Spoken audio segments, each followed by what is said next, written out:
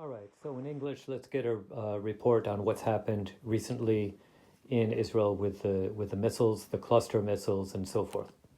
Mike. And Sean, a desperate Iran is now firing at its neighbors and promising to reduce the oil infrastructure to ashes. Now, another cluster bomb arrived in the skies over Tel Aviv, delivered by an Iranian rocket this evening. It broke up as it's designed to do over in the skies, dropping bomblets to the residential areas down below. We do have reports now of another fatality in a Tel Aviv suburb because of Iranian cluster bombs. This as rescue crews are searching through the destruction caused by those bomblets. Saudi Arabia says 5 drones flew at their oil infrastructure. 4 ballistic missiles flew at Riyadh, and the Saudi foreign minister said what little trust existed before with Iran has completely been shattered. See, so Iran thinks that they're going to intimidate their neighbors into following their lead and joining in the fight against Israel. But what they're actually doing is alienating their neighbors. Saudi Arabia was following along. They were intimidated for a while. That's why they backed away, also because the American government changed, and so they backed away from the Abraham Accords.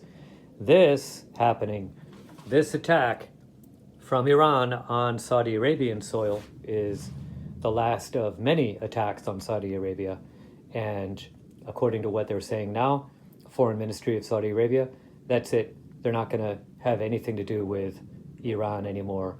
And same thing is happening with Qatar, otherwise known as Qatar. Take a look.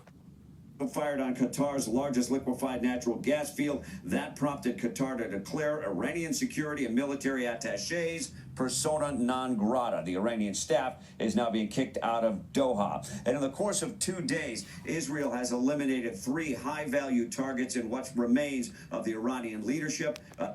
See, Israel is eliminating the leaders. Surgical strikes on their apartments, on the hotel rooms, specific places, even their bunkers. That's what Israel is going for in the U.S. as well. Those are the type of targets. But what they're sending against Israel is random attacks against civilian areas.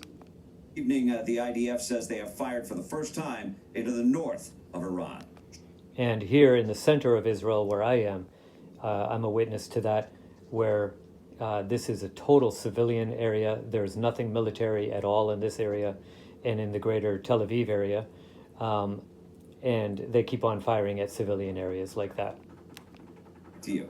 All right, Mike Tobin, notice that the Iranians are shooting for civilian targets, and of course, the U.S. and Israel, they are going for military targets. Exactly. Mike, thank you. Now, let's take a look at an important stat that many people are not familiar with. Only around 2% of America's oil is imported through the Strait of Hormuz. That's it. Now, double, triple, quadruple that amount. Well, that's... My cat's talking to me, one of them. Hey, buddy, it's all right. Hey, where's your brother? Where's your brother at? Yeah, everything's cool. It's imported to the various members of the EU, European Union, and that means NATO, quote, allies. And yet, when President Trump invited our European allies to contribute to the security of their own oil shipments through the Strait of Hormuz, Europe balked at the mere suggestion that they might participate in their own security. And I'm just sorry to say this, NATO in Europe is finished. We honestly don't need them, but they really need us badly.